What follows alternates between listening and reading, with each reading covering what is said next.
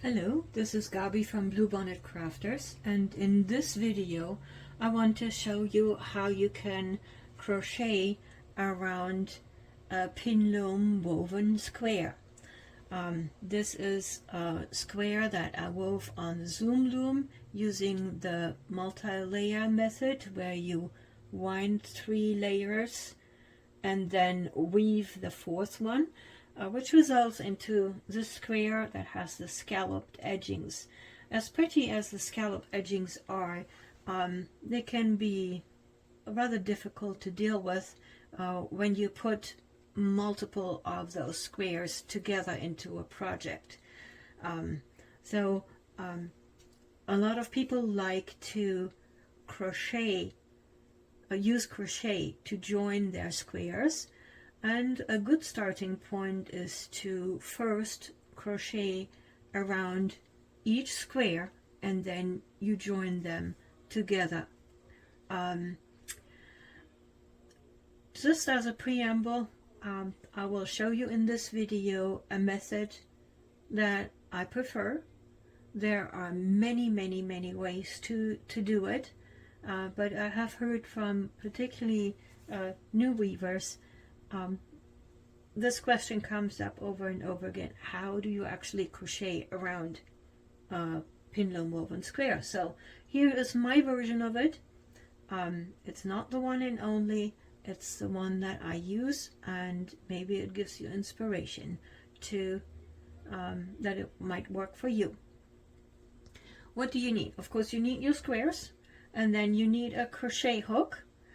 I prefer to use a crochet hook that is slightly thinner than what you weave with. Usually, the yarn that you weave on a Zoom Loom is kind of a DK or light worsted, which comes to a crochet hook, a G crochet hook of like 4 millimeters. I go down a little bit in size. The reason for that is that I don't want to pull those little scallops too much, which would pull the weaving. So that's one thing. Then we need a tapestry needle for the very end, and of course some scissors. I have woven my square here with Caron Simply Soft, and I will use Caron Simply Soft to crochet.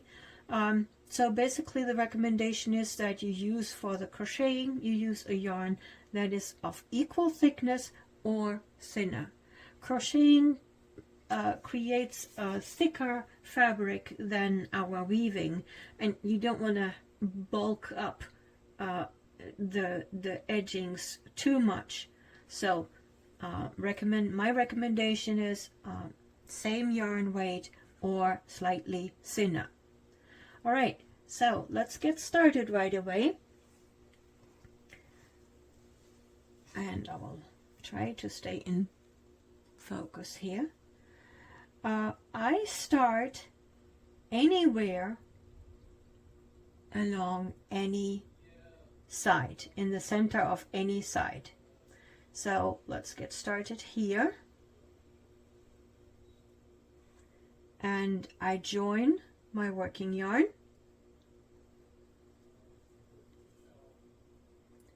with a slip stitch like this, and then I will crochet in the tail as I go. You will see this.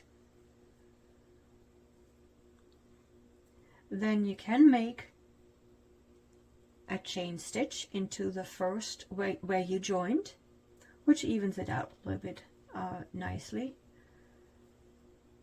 And then my rule is I make a single crochet into each of the scallops. So here's the first one, and then I just go around. There's the next scallop.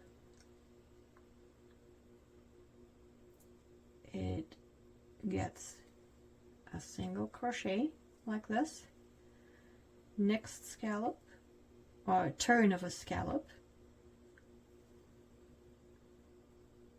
single crochet.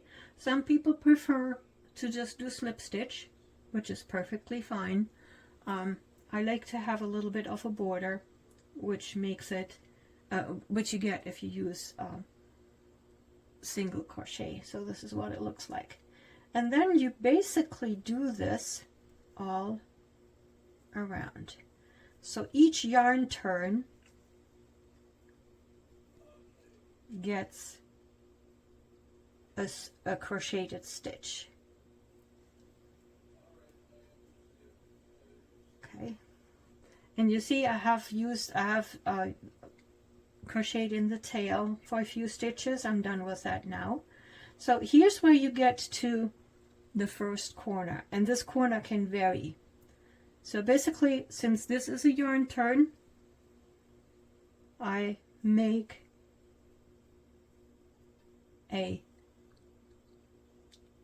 single crochet, and then on each, and this is the Gabi rule, on each corner, no matter what the corner is, I make 2 chain stitches. Okay, and then I just continue each yarn turn. Let's do this prettier.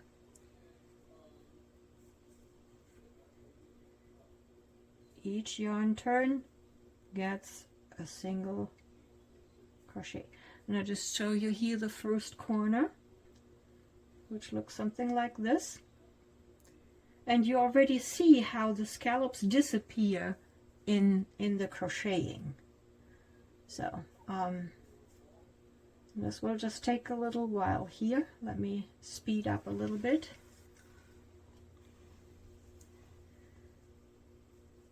And I decided to give you the full length so that you can see what I'm doing for the whole square. But if you want, you can now kind of fast forward to the next corner or to the end and say, oh yeah, I get it. So you see here, and I ignore the gaps between the scallops, and this is like one row, and here's the next corner. Okay, so there are 2 yarn turns on this corner, and that's this one here, and I make this kind of ends, the first one is ends the current row, and now I do 2 chain stitches, and then I start the next side.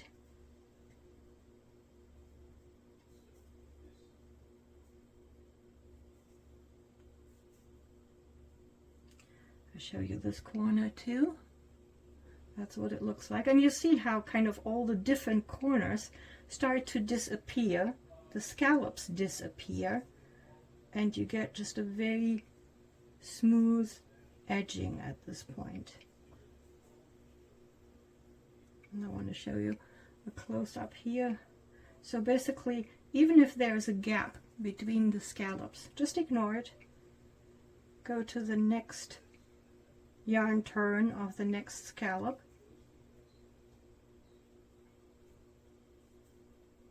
and keep going.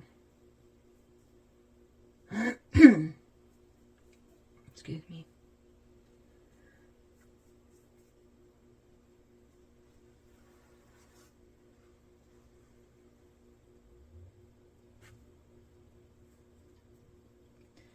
We are approaching the next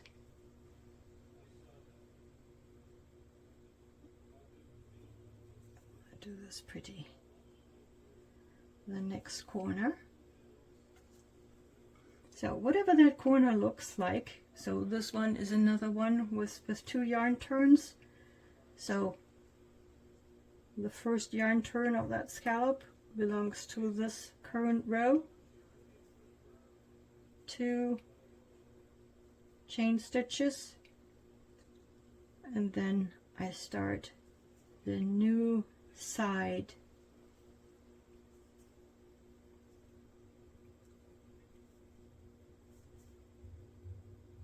going that way. So here's our third corner. Here is the row that, or the edging that we just finished. And now it's just same old, same old. And I think this approach is really easy to memorize. So basically you just work a stitch into each yarn turn along one edge, and when you get to the corner you finish the edge like this,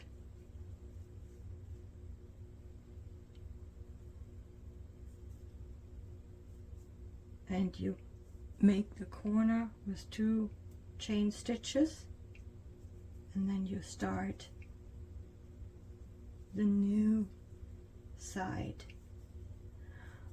If you are not sure with the corners on, you know, is this really the last one, or is this already the first one of the next side, don't worry.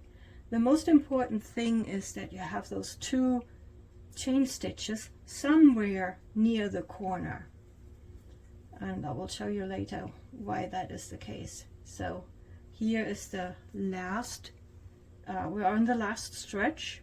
Let me just put this down and show you. So this is where we are right now. This is where we started, and somewhere, anywhere in the middle of any side, went to the first corner, and when you kind of run out of yarn turns there, you make 2 chain stitches. Next side, 2 chain stitches. Next side, 2 chain stitches. Next side, 2 chain stitches. And now we will work on the final stretch right here. Okay? So there are 2 more single crochet stitches. Let me grab a little bit of yarn.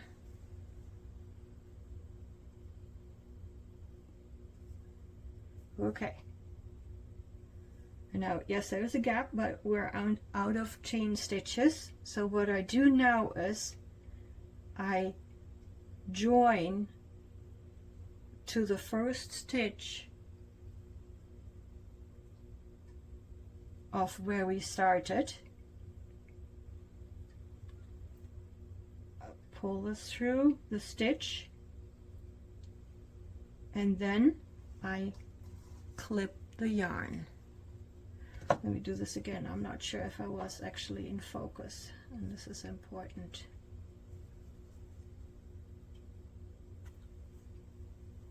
So here's the, this is the ending. I join into the first stitch of where we began. Pull this through, so it's like a slip stitch through the first stitch, and then I clip the yarn with a little bit of a tail,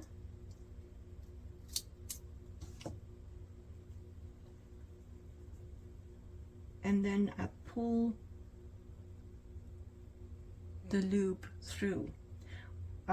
If you might already be familiar with this, what we are going to do is we do a seamless join of that stitch. So this is what it looks like now. This is the last stitch. We joined it with a slip stitch to the first stitch, then pulled it all the way through. So we pulled through the loop. This is now just an end sticking out. Okay? And now we thread that little tail into a tapestry needle. Now we will look at the top view.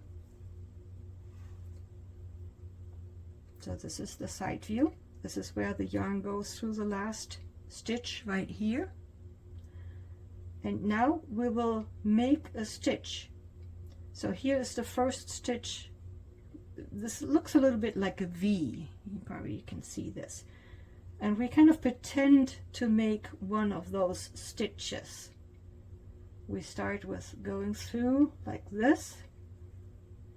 So from side to side, and you can either go from the back to the front or the front of the back. And then we go in from the top. We go in from the top through the stitch where the yarn came out. Okay? Like this. And you can now see that it, let me do this a better job here.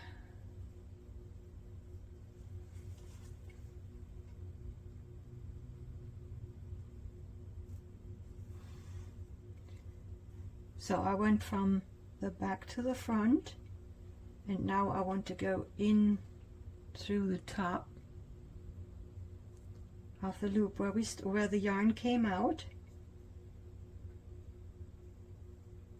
And now you see that it looks like there's absolutely, it's continuous. There's no break in there, okay? And that's what we want to achieve. Now I just weave in that end, that tail,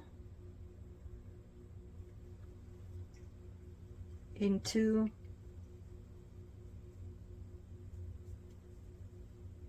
the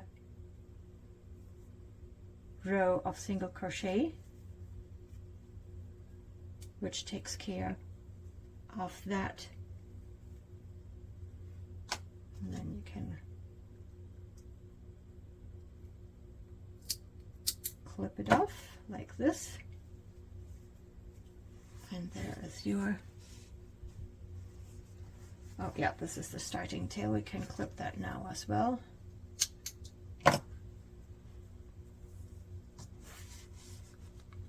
And there is your square, ready to be. And now this is ready. You can do with it, you know, if you do multiple squares like this, now you can do with them whatever you want. You can crochet them together, you can sew them together, you can, yeah, pretty much do whatever you want. You have about the same amount of stitches on each side, and the reason why I, no matter what corner it is, I add 2 chain stitches, and you can see this already a little bit here. You have now very even corners, and if you imagine to have multiple of those squares together, they will at the corners just kind of squeeze in gently and fill in that space. Which is another benefit of going that way. So it's relatively easy. You just make sure that you crochet into each yarn turn. When you come to a corner, whenever that is, you make 2 chains, and then you start around until you get back to where you started. Then you do the invisible stitch so that at the top it looks like totally smooth, and you don't even, when you now go to join it, you don't even know where you started anymore. Okay, so I hope you enjoy this method, and that it will give you much joy when you put all your weavies together into beautiful projects. Have fun!